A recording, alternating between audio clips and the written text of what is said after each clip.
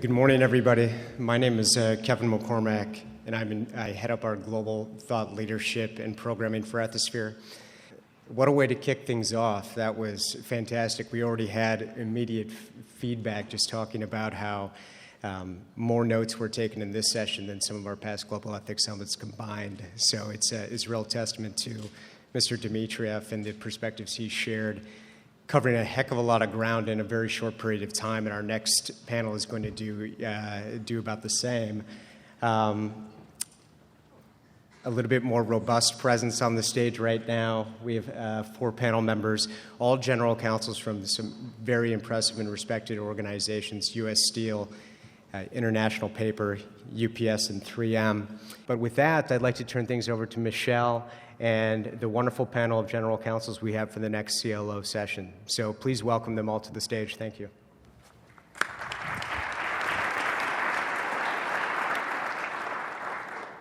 Good morning. Thank you for staying for the first plenary session.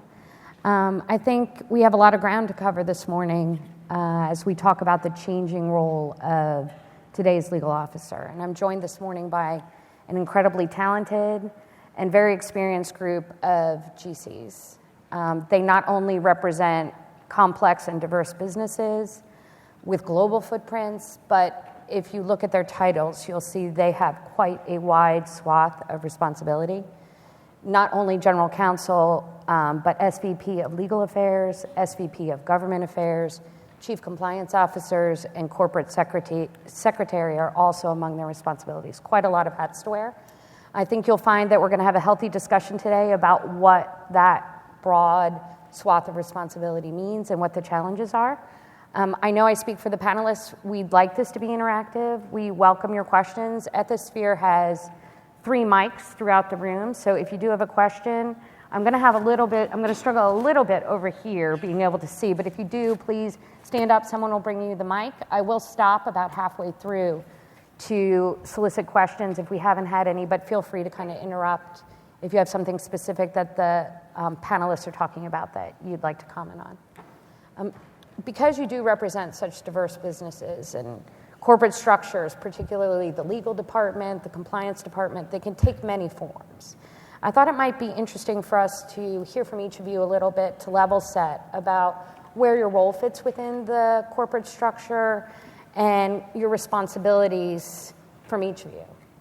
I don't know, Sharon, would you like to start us off? Sure. My name's Sharon Ryan. I'm the general counsel, of course, of International Paper. I started out through a business role, and I've worked my way up to be the general counsel.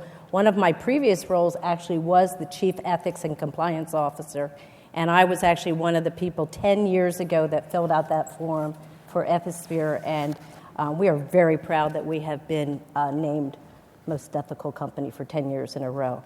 So I think the role of the general counsel in the corporation and what I am doing really has a big role with the compliance function. Compliance actually works under me and reports into me, yet they do have a direct role to the board and to the Audit and Finance Committee. So that's the way we do it at International Paper.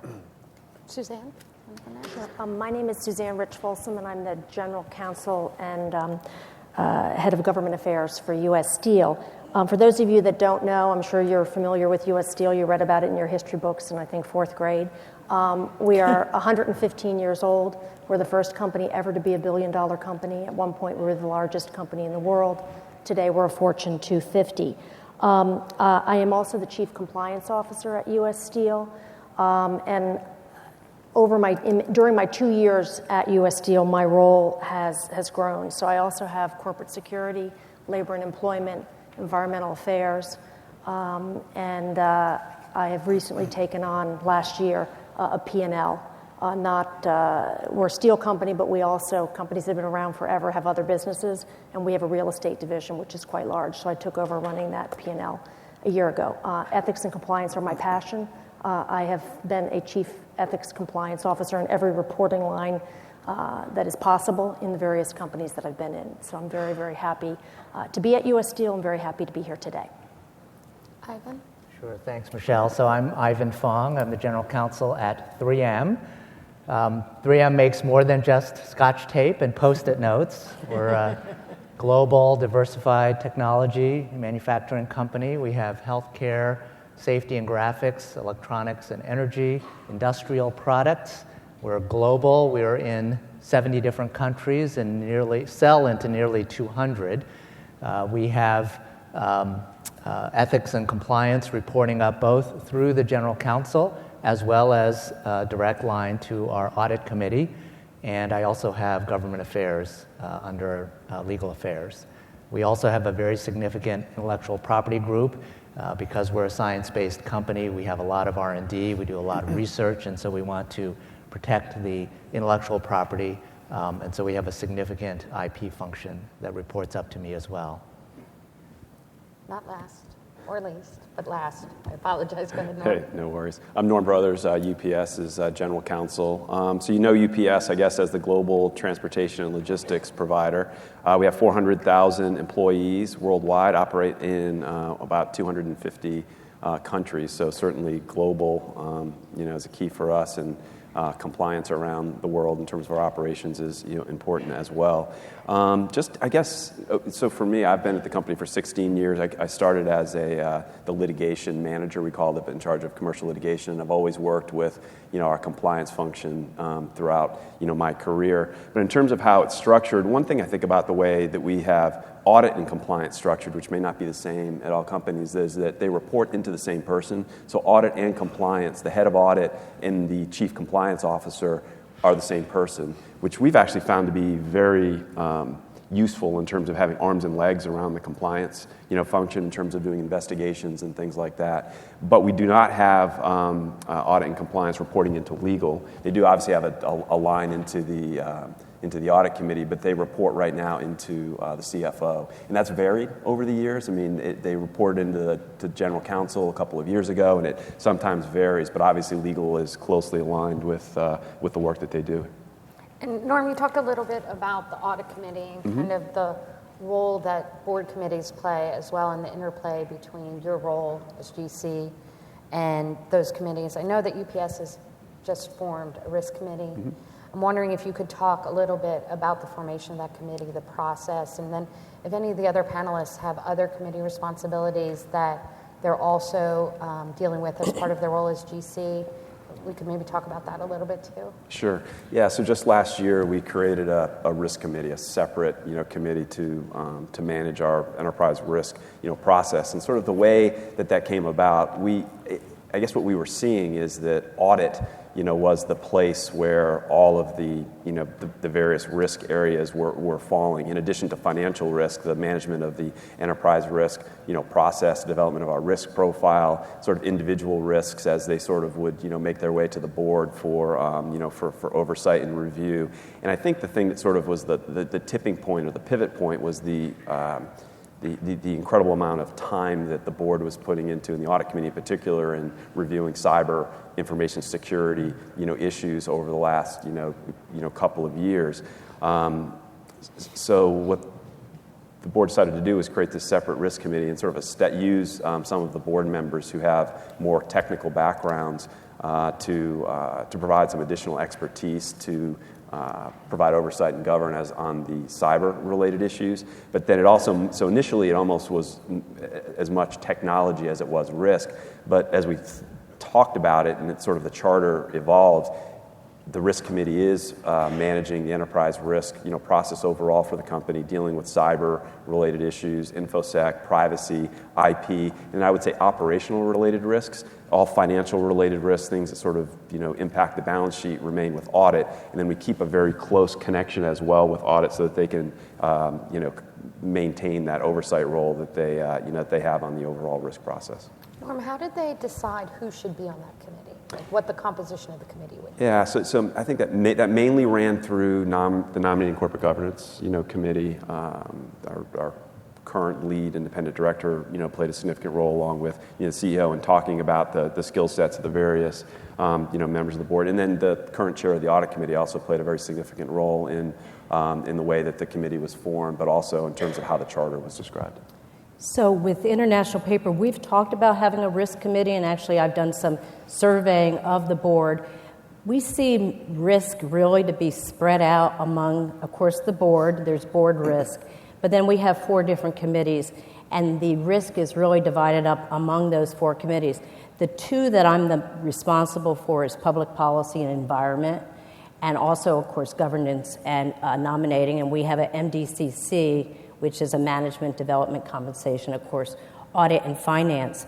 One interesting thing is cybersecurity was something that was part of the Audit and Finance Committee, but there's gotten so much publicity in the last couple of years that the board has really asked that to be a board responsibility, and it's something that our IT person comes and presents directly to the board.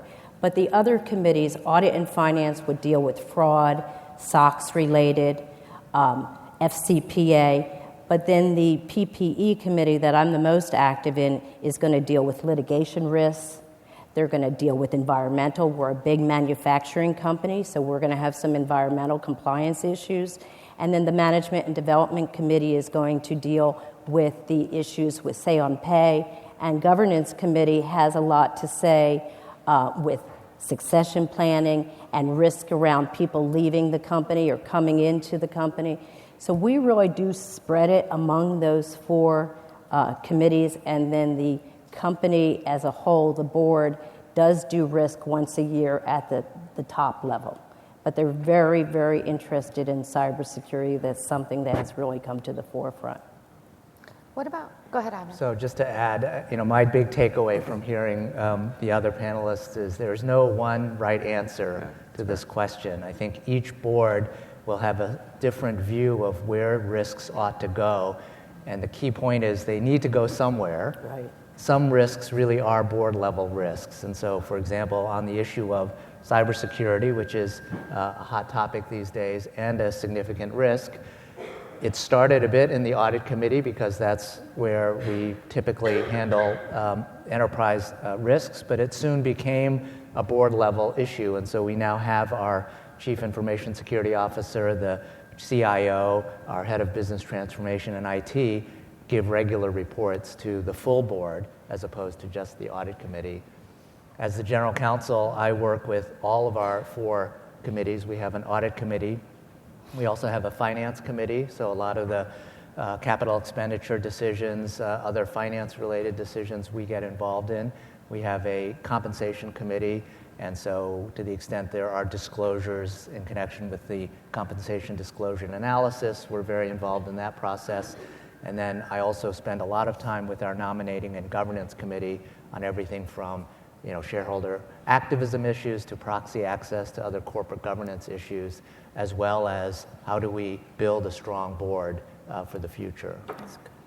And our model is similar to Ivan's in that we actually only have 3 committees, and I have a role to play with all 3 of those committees.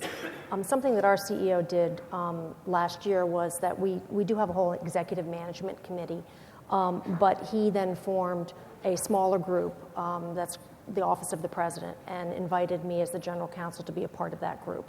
So in that role, I probably play an even more active role with board committees that previously the General Counsel had not played at our company just because of the risks that we're facing. We were hacked by the Chinese. We were part of the unprecedented case, the indictments of the Chinese government officials. So we have a lot going on with our industry, and he made that decision to invite legal to have a seat at the table, which I see as even more of sort of a legal, my subject matter expertise is obviously the law, but playing more of a business strategy role in that function. Maybe just one other comment about just an observation about how I've seen the dialogue change a little bit on cyber and InfoSec with the creation of the risk committee and having board members who are more technical. That it is interesting that when having sort of the board members who can speak the same language as your CISO and your CIO, how the dialogue changes, at the board level, and I'd say even the efficiency with which some of the issues are dealt with sort of on a regular basis. So it's been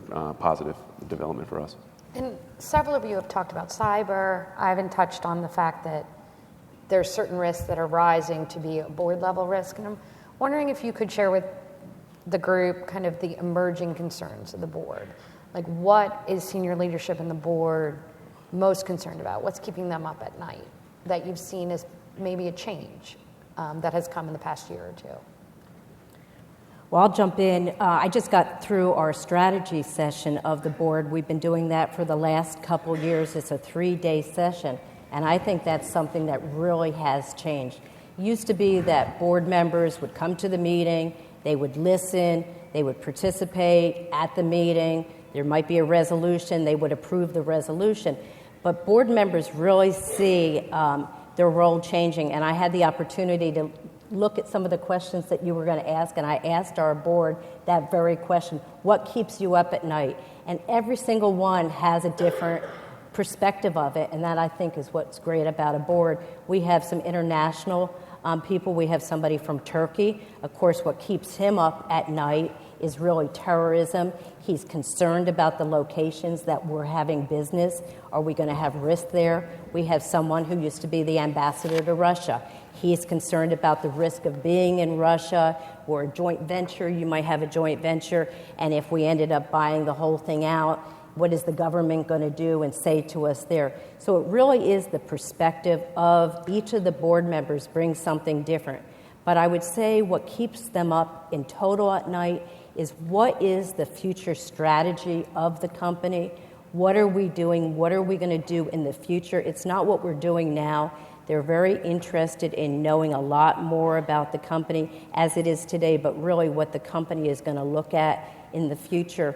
And I think underlying everything is we have to go into countries where we are going to do it the right way. We say international paper, there's only one IP. So can we be in countries that we can do business the way we have to do business? And if we can't, we're just going to leave those countries. And we have actually gotten out of some of the countries we're shipping into, but places like China, where we really have felt that we can't do business the right way, we're backing out of those countries, shipping into it, but not making the product there. So if I could add a couple to the list. So in addition to what's been named, cybersecurity, privacy, those sorts of risks, I would, the different way of putting, Sharon, what you just said, I think, is just macroeconomic uncertainty and volatility, including global economic trends that are just harder and harder, more challenging to manage. We also are in a lot of very challenging jurisdictions, and I think our board thinks a lot about how do we grow in these very challenging places, as I think we must. Second, I would add supply chain has become a more significant risk area, whether it's regulated requirements around who we source from and what kind of materials we source, as well as a lot of shareholders and activists who are focusing on our supply chain and the integrity of our supply chain. Compliance, of course, this whole conference is devoted to compliance and ethical issues, and so that, I think, is very top of mind for our board members. And then I'd add a fourth, which is our talent. We want to make sure that 3M, continues to be led by incredibly strong leadership. I think, we have 112 years of history, and they feel they have a responsibility and a duty to make sure that in another 100 years, we are continuing to develop leaders of the future. So I agree with all of the issues that have been mentioned here. They're certainly top of mind for our company. But there's one issue that hasn't, that is our number one issue, and it's international trade, and it's illegal dumping. And I think you just need to look at the results in the elections last night and look at one particular upset and see that jobs, manufacturing, and whether our company is robustly enforcing our trade laws. That's front and center for many people in America right now, and it's certainly front and center for our board. Whether or not there's going to be a domestic steel industry in the next couple of decades is really up in the air at the moment. And we believe strongly that this is not just it's about jobs, but it's about, whether we're going to, as a country, have the ability to buy steel for our critical infrastructure and for our national security. And so international trade is number one on the list, tied into Very business good. strategy for our company right now. Very good. So you've talked a lot, I think, about kind of legal officers having a remit that requires you to have an increasing level of expertise in very kind of niche areas. And I'm wondering, to be effective in communication with the board, what are the kind of best practices for that effective communication between the GC and the board? And Sharon, maybe you'll start us off a little bit because you've got the corporate secretary role in your title as well, and how that plays with communicating effectively with the board. Again, I see that really has changed in my years being the general counsel. The corporate secretary role used to be more related to where are we going to have the board meetings, where are people going to sit, what size is the paper going to be, are the books going to be hard or soft covered. But it really is not anything related to that anymore. The corporate secretary's role is very, very strategic. Several of the things that we do, we have a presiding director, and I also have the 4 committees. So we have committee chairmen, we send them the agenda, we discuss the agenda with them, we go over the speakers with them, they give us a lot of input well before the meeting begins. We do that with our presiding director with the actual board agenda. I do something that I think a lot of general counsels don't do. I do a board self-assessment in the fall where I ask them a series of questions. I will be on the phone with some of them an hour and a half. They will give me suggestions on speakers. Somebody spoke too much, somebody doesn't listen. The safety has to be at the very top of your agenda. We have to start each meeting with safety. And I bring those things back not just to the chairman, who's also our CEO, but to the individual speakers. So I have a big role with our board. I have an incredibly good relationship with them. I have a friendly relationship with them, and I feel very comfortable that they can tell me things that I can then take back to our chairman and talk to him about it. We've just gone through a big succession planning from one chairman to another chairman. They are as different as night and day, and some of the things that our current chairman did, for example, didn't listen to the board as much, didn't ask them questions, didn't talk to them in between the board meetings, maybe didn't write them letters in between the board meetings. Where our previous chairman did, I would go to him and I would say, Mark, you need to do that. He's like, I'm just not really good at that things. And my response to him is, it doesn't matter if you're good at it or not. The board wants that. And really the board is who is running our corporation, and we have to be very responsive to them. So I have taken a role of not just being kind of a relationship between the board and the CEO, but the board and management. If the board wants to go see a paper mill, I will make arrangements for that. So I do have quite a broad role as the corporate secretary. Okay, thanks. Can I jump in? So Absolutely. I'll offer 3 suggestions in terms of communicating complex issues to a board. First, I think there's no substitute for being transparent, which in part means understanding quickly what the issue is in a way that you can explain it then yourself. So I have a background as a litigator, and one of the things I loved about being a litigator is you become an instant expert in whatever the subject matter of the litigation is. And then having served in the government, you also get sort of this experience of having to answer questions in different substantive areas and becoming as competent as you can in those areas. So having that transparency, no surprises in your communication to the board, I think is very important. Secondly, I think if you do well on the first, you build credibility, right? And so the second suggestion is, be and build your credibility, because that is your currency in terms of dealing with the board, not just today, but in the future. And if you have a judgment call to make, as Alex was saying earlier, I think show your work, right? Go through your analysis, and if there are assumptions you've made or there are disagreements, you can work through them so that you get to a joint decision and they have some investment in the outcome. And then the third is surround yourself with really smart, great people. So I have Kristen Ludgate, who's our Vice President of Compliance and Ethics here at this meeting. We have Michael Duran, who's our Director of Compliance. If there are technical issues of trade or other areas of compliance that I need to quickly get up to speed on, we have a lot of experts in the company who can do that, and that is so important. And so, Ivan, you touched on the notion of building credibility. And I think GCs are more and more frequently being asked to really be partners with the business, some even having P&L responsibility. I'm wondering if the panelists kind of see a concern beyond, with there being potential dissonance between having P&L responsibility and also serving as an independent advisor to your businesses as well. So why don't I go, since I actually have P&L responsibility. I think one of the greatest changes with respect to the role of general counsel over the past couple of years is the realization that lawyers do have more to offer than just their subject matter expertise. And I think also the realization that we as attorneys have an instinctive capacity to be able to recognize risk and opportunities. And that's very important in a world where nothing is as certain as change. And so it's not for every company, and I think it depends on the business line. So for us, our core business is steel. It's not real estate. But if you've been around for 115 years, through various mergers, acquisitions, you've accumulated other properties.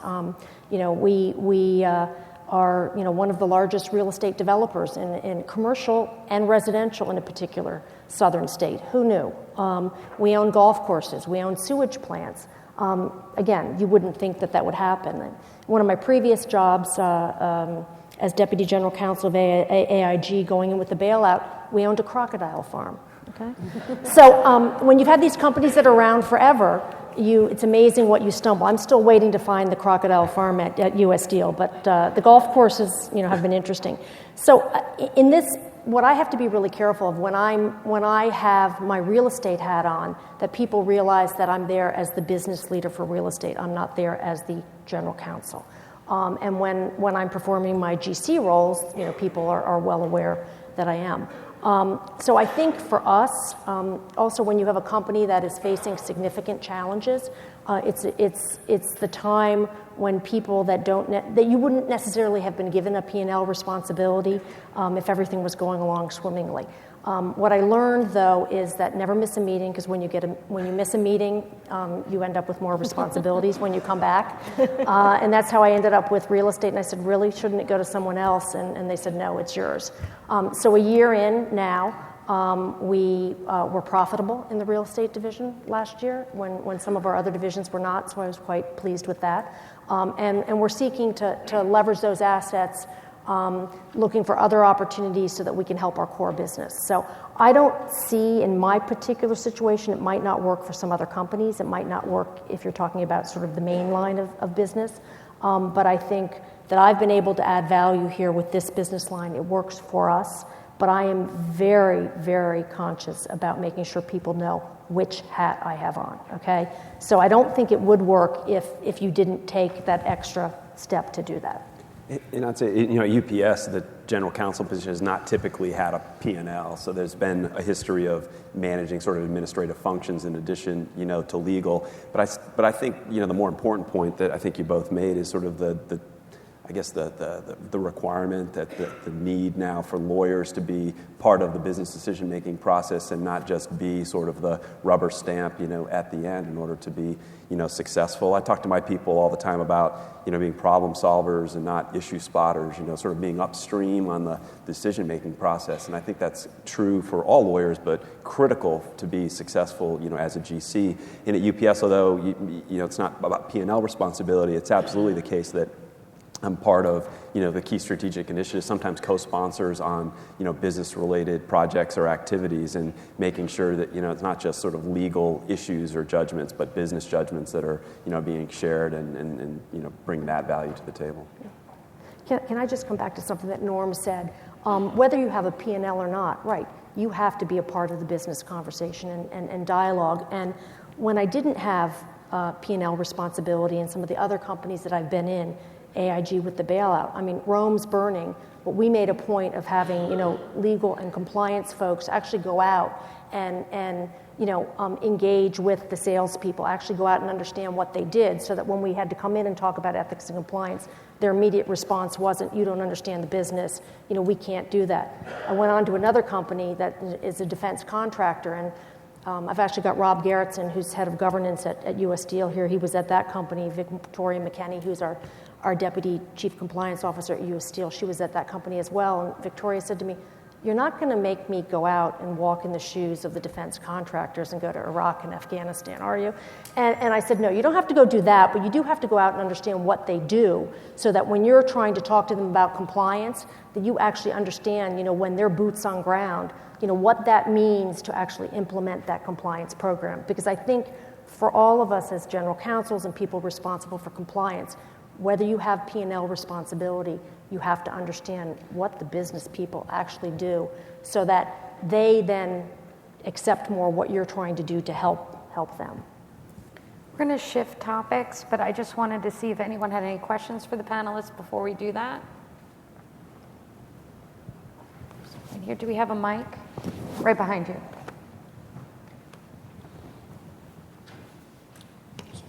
Hi, thank you. Very nice panel. One of the functions that I have, in addition to being the General Counsel and Chief Compliance and Ethics Officer, is the Chief Risk Officer.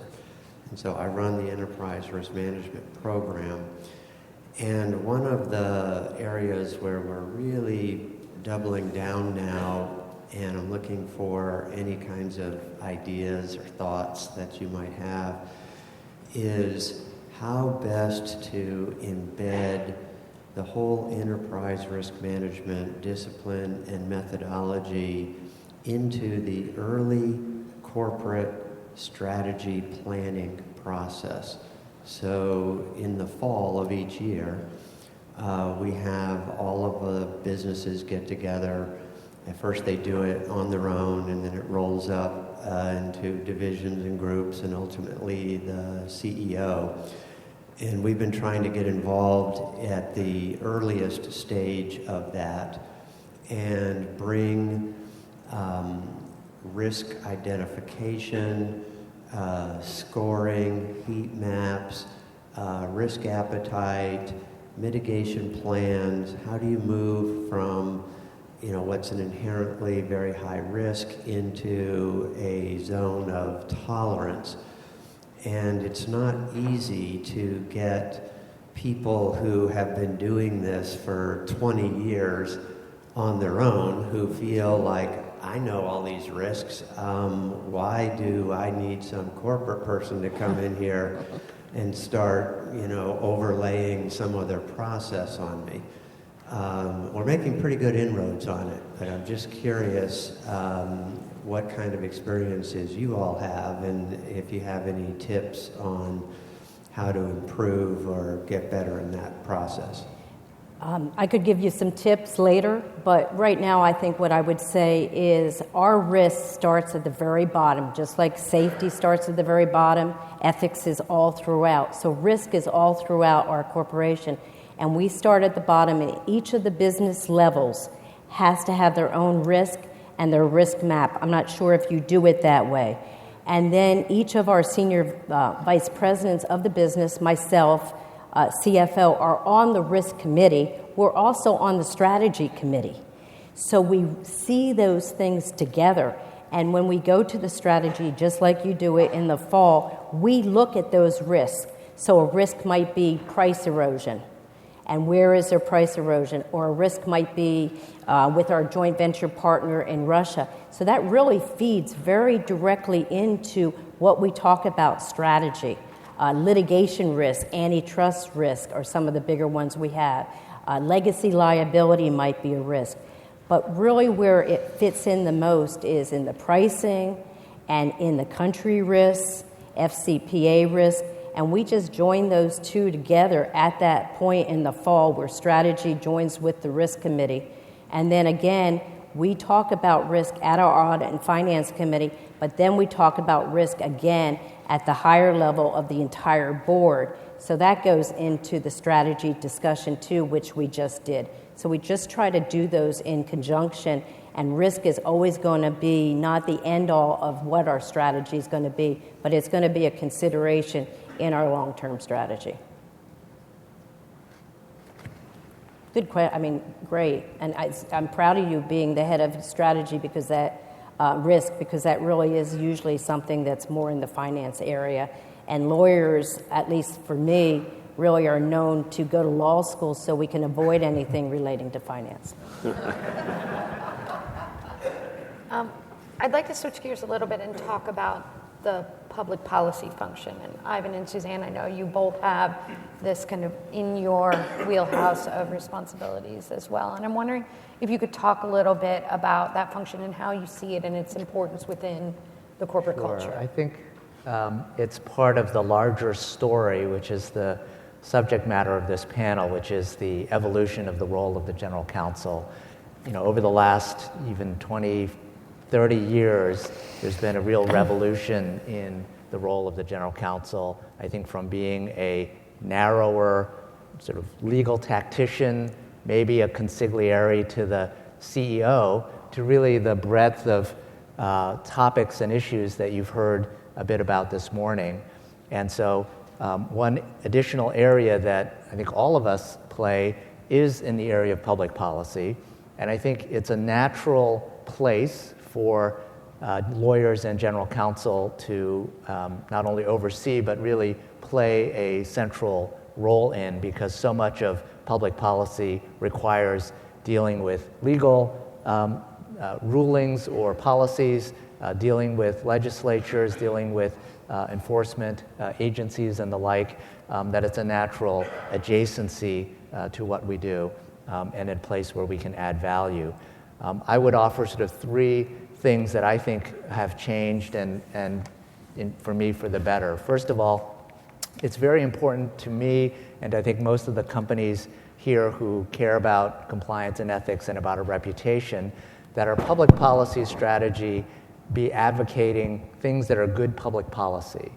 So whereas it used to be that, you know, government affairs might be viewed as narrowly defending the company's interest on a certain issue, I would like to view our issues through the lens of what is good public policy and align our interests with those of the broader societal interests and frame issues that are all about, you know, creating healthy economies, raising standards of living, having strong manufacturing, having strong protection for intellectual property so that we invest in innovation.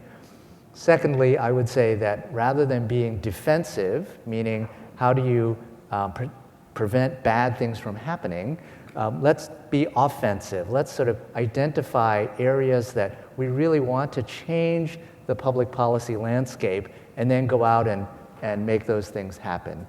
So we can initiate contact with policymakers as often as they're calling us for assistance. And then third, recognizing that government affairs and public policy is a professional discipline unto itself. I think back in the day, you would hire government affairs people for their relationships. You know, they were somewhat derisively called door openers, right? Somebody who could get you in to the person that you want to meet with, and that's still important. I look for talent and substantive experience beyond just the relationship, that they need to be experts in whether it's privacy, international trade, intellectual property. There are so many issues that we want to make sure that we marry both the public policy piece as well as the substantive expertise. Well, I think it's hard to follow Ivan on that because he's so eloquently described why it's important for public policy to be a part of the dialogue, or the GC to be a part of that dialogue of public policy for the company. I think I'd like to add to that, though, and I'm sure Ivan comes from a government background. I also come from a government and political background. And I'm sure that those were factors, at least I know in my case, it was important to the company that I had that background coming in, and I'm sure that was one of the criteria when Ivan was hired. I don't think that you have to have that background, but I do think that the GC needs to be a part of that dialogue, okay? So even if you haven't worked in Washington and you don't have the connections, you can hire the people to be a part of your team to have those connections. But, as opposed to, maybe 10 or 15 years ago, where the general counsel didn't necessarily always have a seat at the table, I think that they have to, because of the legal ramifications, the reputational ramifications of whatever that legislative change is, and because the world is changing and it's volatile and a lot's happening, and it has ramifications, and the general counsel needs to be involved with that dialogue. For us, as I said before, trade is the number one issue. I spend a significant amount of my time in Washington working on that issue, and about 2 years ago, right when I came, we started talking about a legislative change with respect to the injury language for trade enforcement law, and everybody said there's been no change in 30 years. You've come in, you're foolish, it's not going to happen. Well, I'm here to tell you that, two middle-aged women and a group of, second-year or third-year associates made that change happen. And the first time in 30 years, we got a change in the injury language that was a part of TPA. And it was U.S. Steel's language. It was U.S. Steel walking the hallways of Congress that made it happen. So for the naysayers out there that say that there's not a role for legal to play, and I disagree. And we made that happen, and trade cases have now been decided in 2016 where that new language was, and it's not just benefiting the steel industry, but everybody out there that has trade issues. So I think we have an important role to play, and we can leverage our legal and analytical ability, we can leverage our contacts to be a part of that public policy dialogue. So what I think is just interesting about that conversation is it's just an example, I think, of sort of the legal, the GC people being strategic as it relates to core, priorities for the company, right? And sort of the discussion around, the lawyers sort of working on public policy sort of quickly leads to sort of priorities for the company that are strategic that you're helping, to drive. And that, I just think that's really interesting that you have a really sort of prime example of what we were, just talking about. I'll just say from the UPS side, I think thinking about sort of the public affairs, function sort of from this in a strategic way. So trying to sort of, drive, activity with, public affairs, I think has been, I'd say it's a little bit of a shift, but I think effective in, things are being done with our company. Suzanne, your point about the changing world reminds me of a metaphor that our CEO likes to share, which is when there's a conflict between the forest and the map, the forest is right. And what he means is your map is your strategic plan, and the forest is constantly changing. And so when you hit a river in the forest and it's not on your map, the forest is right. And my point about government affairs and public policy is we shouldn't accept the forest as static, that we can plant trees, we can move trees, and we can do things that change the environment. We can level playing fields in ways that are advantageous both to us as a company but also to the public as a whole. And so a lot of business people don't view it that way, and this is a way to get them to think more broadly about how they can solve our business challenges. And don't get discouraged, because I think there are people that say, why are the lawyers, involved, and may make derisive comments like, a couple middle-aged women, but, they should never underestimate, lawyers coming in to play these roles. And so compliance and ethics is kind of where Alex started us off today. And I don't think it'd be surprising to anyone that ethics and compliance is among the top concerns in this year's ACC's Chief Legal Officer Survey as well. Alex talked about the role of the CEO, the critical role that they need to play. I'm wondering how you see your role as General Counsel as also supporting and helping create really a culture of integrity within your organizations. I'll start.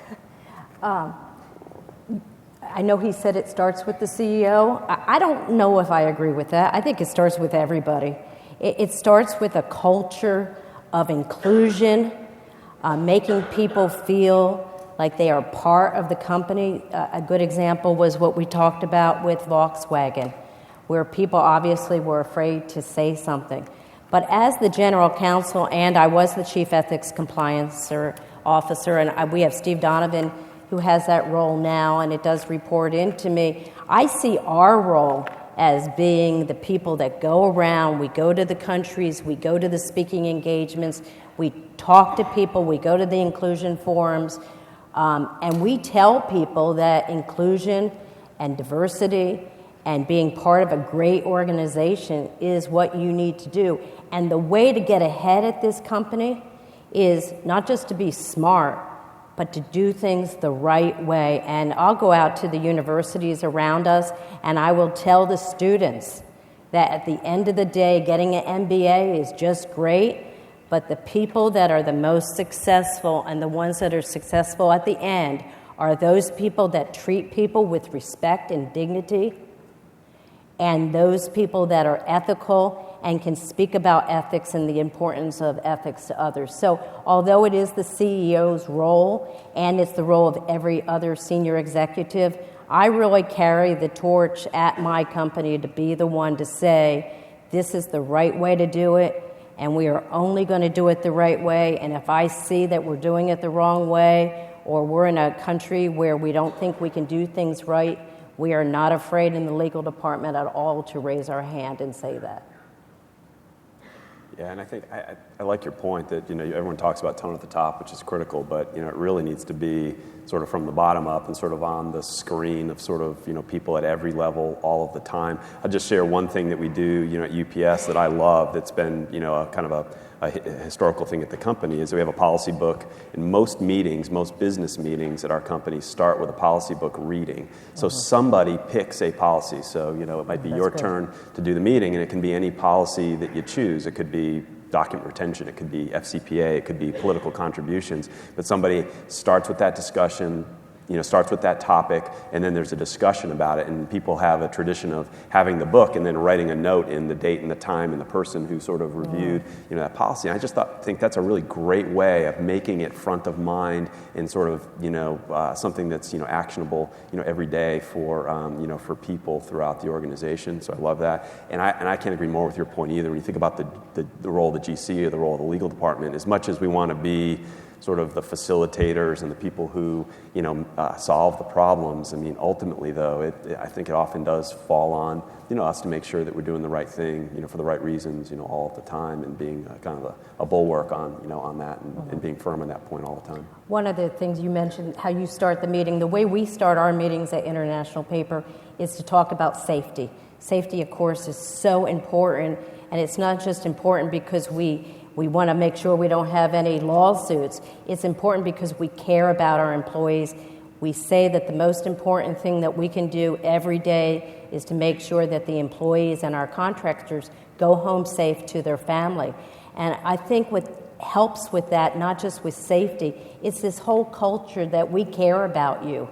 And we want you to not feel like if you have a suggestion or a concern, you're not going to be retaliated against. And one of the things we've done recently when we've modified our ethics manual is we have put that retaliation language right there at the forefront so that people understand that coming forward they will not be retaliated against, and those people that do attempt to retaliate will be terminated.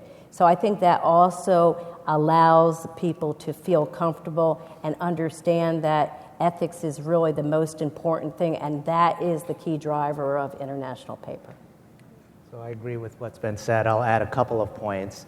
First, I agree with the saying that culture beats strategy any day of the week. Yes. And I think one of the things that really strongly attracted me to 3M was not only its culture of innovation and collaboration, but this very strong culture of ethics and integrity. So all the companies here, I think, really show that commitment and know the benefits of having a strong culture.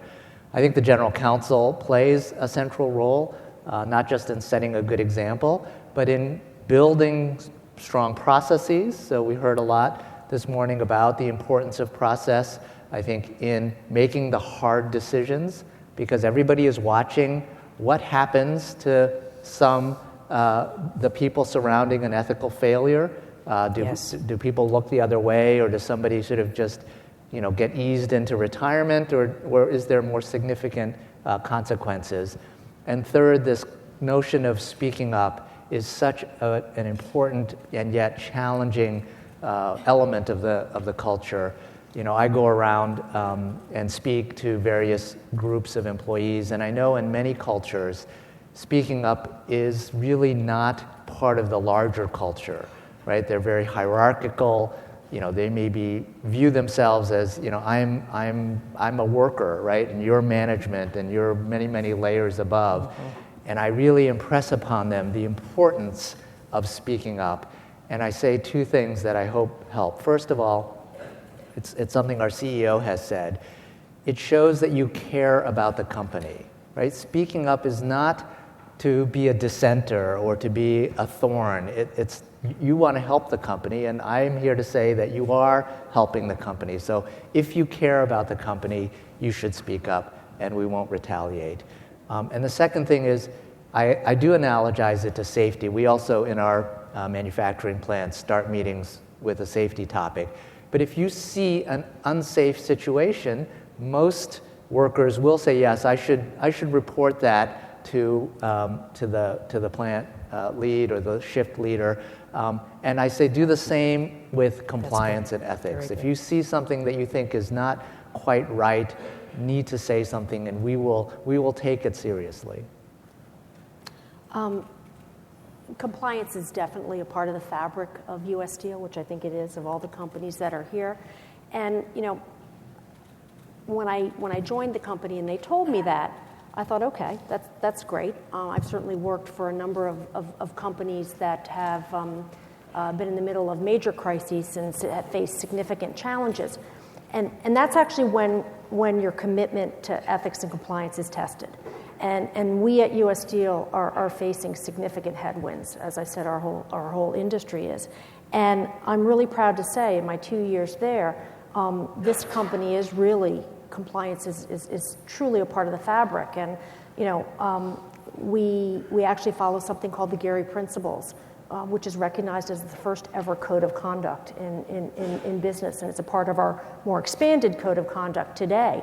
And, you know, the people really do live, the employees do live by these principles. And I'm not going to say that you know, we don't have challenges. Every corporation has, you know, challenges that you have to deal with. And I think your compliance and ethics program is a living program.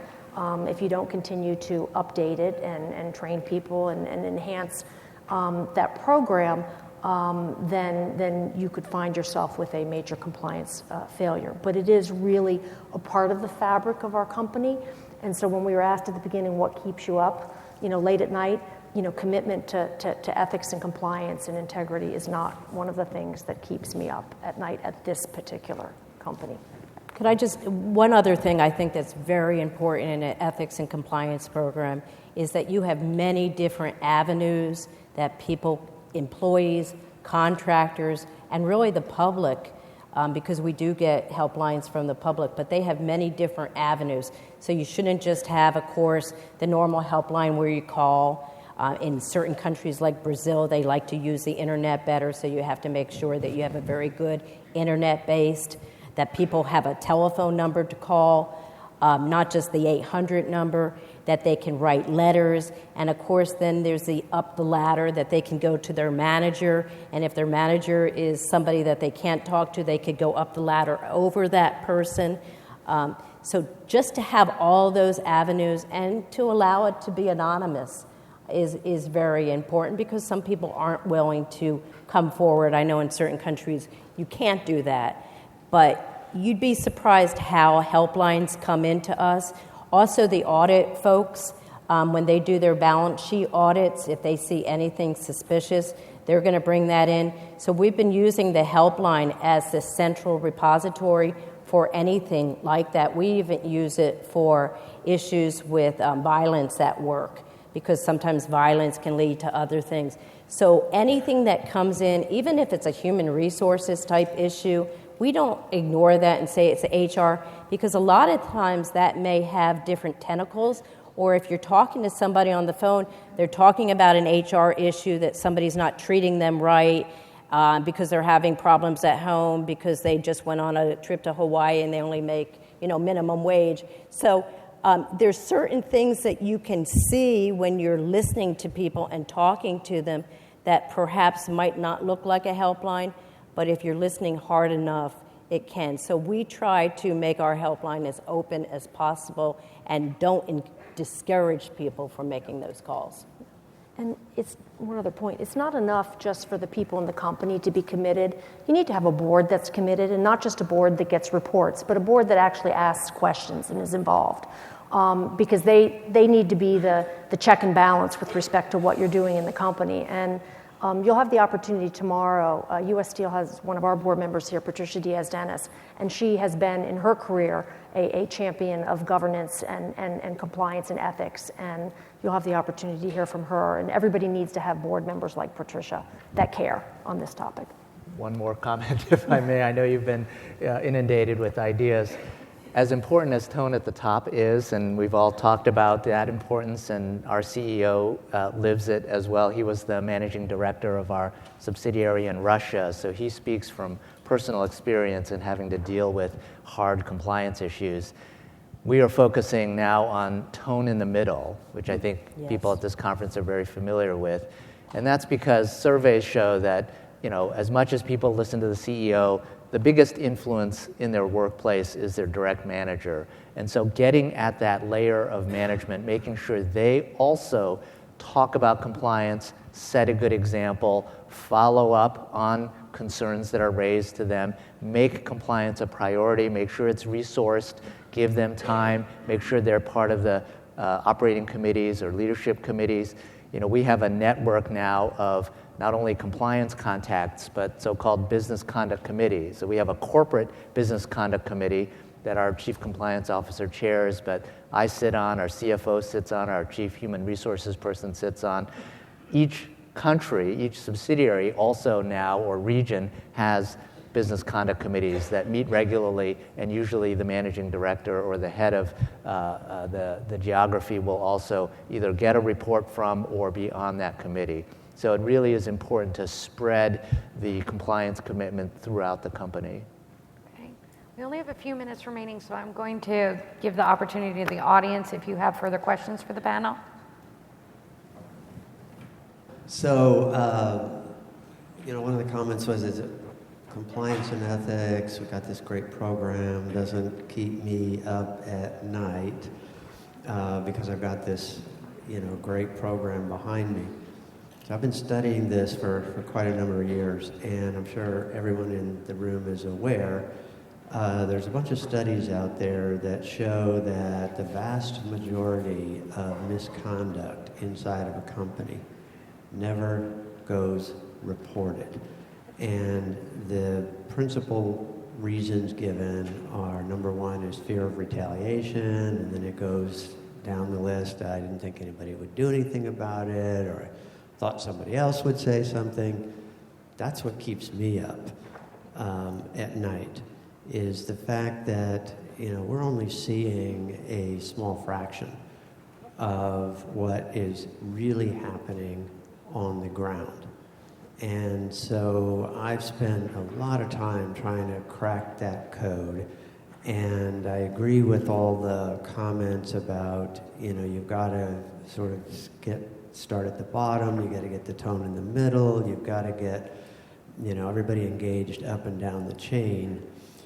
But I'm still not convinced that works, or if it does, that it is going to take 10 years. And as we heard earlier, the world is moving at the speed of light. So that's what keeps me up at night. And I'm just curious how you all feel about that. Suzanne? I'd actually like to comment since I made the comment.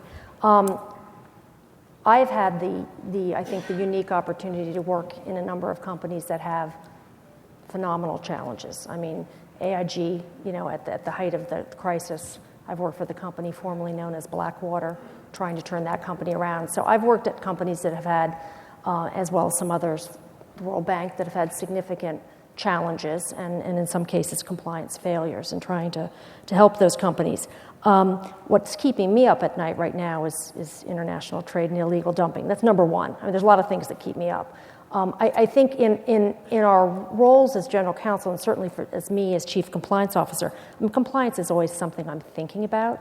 The point that I was making is that at this particular company compared to other places I've worked, I mean, there really is, and I can honestly say there is a culture of compliance at this place. So we have a living program and we continue to update it and enhance it. You're never going to be 100% able to 100% protect against a compliance failure. And if somebody tells you that they can, they're wrong, because you're working with humans. And so, you might have that rogue employee, who engages in a compliance failure, and you can have the best plan in place and have trained everybody under the sun and still have that happen. So I think what you have to do is make sure that your program is a living program, that you continue to not just talk the talk, but walk the talk, and continue to see what is best practices, see what other companies are doing, and enhance what you're doing. But if someone's going to tell you that there's some magic bullet or Band-Aid that you're going to be able to not have to worry about a compliance failure, I don't believe that exists. But what you need to be able to do is have everything in place so you can hopefully avoid having too many. And if you do have one, how do you mitigate and how do you resolve that problem at that point? I think we are at time for the panel. I'd like to thank all of the participants for your comments and your time this morning as well. It's really appreciated. Thank you.